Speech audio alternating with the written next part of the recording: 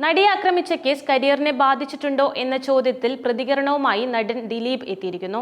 കാർത്തിക് സൂര്യയുടെ യൂട്യൂബ് ചാനലിൽ നൽകിയ അഭിമുഖത്തിലായിരുന്നു അദ്ദേഹത്തിന്റെ ഈ പ്രതികരണം. കേസിനെ കുറിച്ച് ഇപ്പോൾ ഒന്നും സംസാരിക്കാൻ പറ്റില്ല എന്നും വഴിയെ പോകുന്നവരെല്ലാം അടിച്ചിട്ട് പോകുന്ന അവസ്ഥയാണ് എന്നും ദിലീപ് തുറന്നു പറയുന്നു.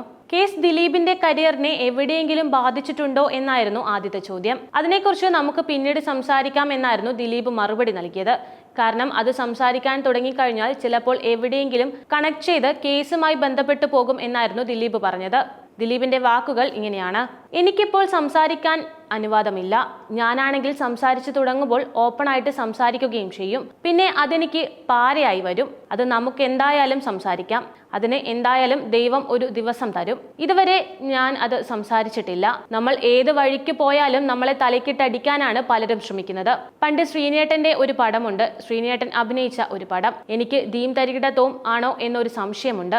നടിമാരെ അന്വേഷിച്ച് പോകുന്ന ഒരു സംഭവമുണ്ട്. എന്നിട്ട് റോഡിലൂടെ പോകുന്നവർ മുഴുവൻ ശ്രീനേട്ടനെ അടിക്കാൻ തുടങ്ങും. എന്തിനാണ് അടിക്കുന്നത് എന്ന് പോലും അറിഞ്ഞുകൂടാ. വരുന്നവനും പോകുന്നവനും ഒക്കെ അടിക്കുക എന്ന് പറയില്ലേ, അതുപോലെ തന്നെ നമുക്ക് പക്ഷെ എന്തിനാണ് എന്ന് പോലും ചോദിക്കാൻ പറ്റാത്ത തരത്തിൽ ആക്കി വെച്ചിരിക്കുകയാണ് സാഹചര്യം. അപ്പോൾ നമുക്ക് സംസാരിക്കാൻ പറ്റുന്ന ഒരു ദിവസം ദൈവം തരും എന്ന് വിശ്വസിക്കുന്നു. ഇപ്പോൾ ബാക്കി എല്ലാവരും സംസാരിച്ചു കൊണ്ടിരിക്കുകയാണ് ഇതിനെപ്പറ്റി. നമ്മൾ മാത്രം കേട്ടുകൊണ്ടിരിക്കുകയാണ്.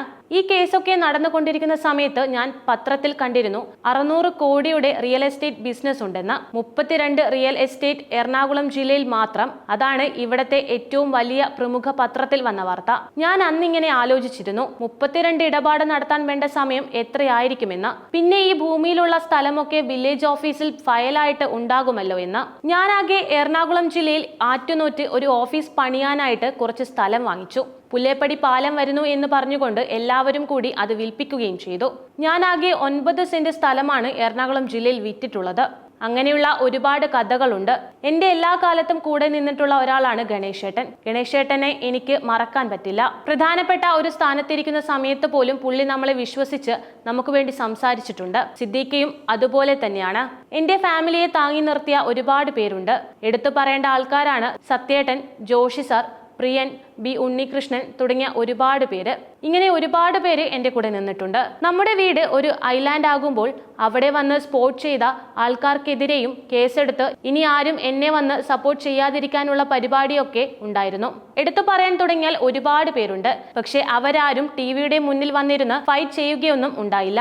ആ ഒരു സമയത്ത് എടുത്തു പറയേണ്ട ആളാണ് ശ്രീനേട്ടൻ. ശ്രീനേട്ടൻ എന്നെ വിളിച്ച് പോസിറ്റീവായി പറഞ്ഞതിന് അദ്ദേഹത്തിന്റെ വീട്ടിൽ കരിയോയിൽ ഒഴിക്കുന്ന പരിപാടിയൊക്കെ ഉണ്ടായിരുന്നു. എനിക്ക് വേണ്ടി പറഞ്ഞാൽ അവരെ മാറ്റി നിർത്തുക എന്നൊരു അജണ്ടയുണ്ട്.